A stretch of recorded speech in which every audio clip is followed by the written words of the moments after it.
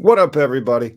It's Tom at Cannabis Industry Lawyer on Instagram or on the internet, cannabisindustrylawyer.com. Maybe you got wind of this channel by going and searching for how to open a cannabis dispensary in Illinois or your state, and then you found a website like this and filled out our form, and now you're here. This is one of the episodes in our mastermind course, and you're going to be like, what?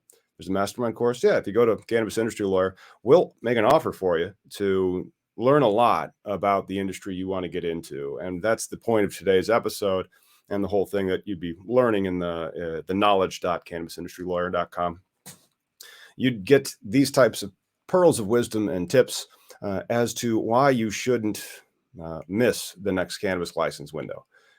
You may get to a point in your entrepreneurial quest to get a cannabis license that you throw up your hands and say it's just all too much, because it really is a lot. There's a 90% failure rate when people are getting into the cannabis industry, and that's even to get the license itself. And then once after you get the license, there's still failure rates because you could have a crop that goes bad and you might not be adequately capitalized. And as a result, that's not how it always is. You could be in Montana or New Mexico or Oklahoma, but same problems. I mean, then you'd have operational issues. Skip the whole licensing nonsense. But if you can't skip the whole licensing nonsense, you have to be ready to say, all right, well, am I actually going to do this? Am I going to take a shot at it? You should, because if you've already put in all the time and effort and put together a full application, you got together a team, and you get some lenders on the line with an LOI or something, you should definitely then go forward and apply with it, because you've already gone that far, and you might not get another shot, because that's what happens in, for example, Illinois. They had one license window, and they said in the statute that there will be waves of that license, and there wasn't. There was one shot to apply, and then the next wave was gone. And so the next wave isn't for another year, and we'll see if that one's going to be gone as well. So the only way that you could have gotten a license was if you applied years ago, that one time. And so you're going to have that pass you by.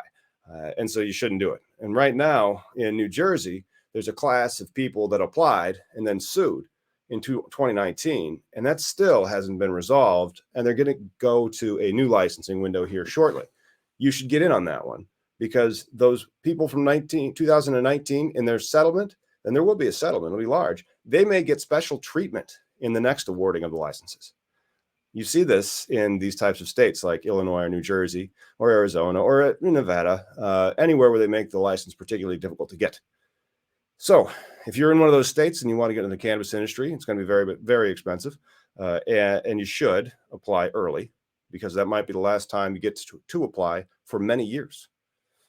If you enjoy content like this, consider going over to cannabisindustrylawyer.com and clicking on the template button. It's in the middle of the site.